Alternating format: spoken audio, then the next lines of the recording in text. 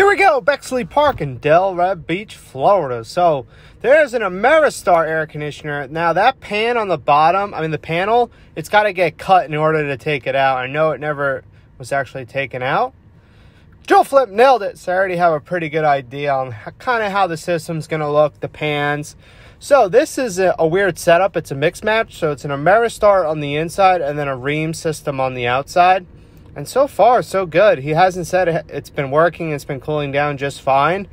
Also, this unit is R22, so refrigerant 22, which is the old school gas. And I think he probably just bought this the last possible time you can get it.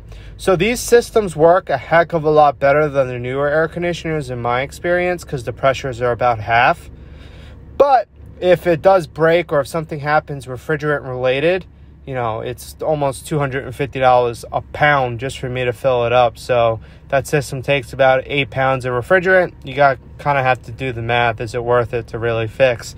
But if he keeps it maintained and he keeps this system running for as long as it possibly can, I guarantee you it's not going to break down as much as the newer ACs, no matter the mix match, you know.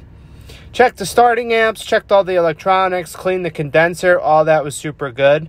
So this is a 3-story building and the air handler's all the way up top. So I always like to vacuum it for the whole entire time I'm here. Flush it with a bunch of hot water, clean the pans out. Because no matter really what you do in order to maintain this drain, it's still 3/4 and it's still running over 70 feet. So you have to figure how much water that system is collecting and how much water is being ran down the pipe. You can clean it the best you can, but inevitably it's still going to clog up. And I think he's had issues with it in the past, and he knows what to do. Just put a vacuum on the outside. So I try to do my best to clean everything out.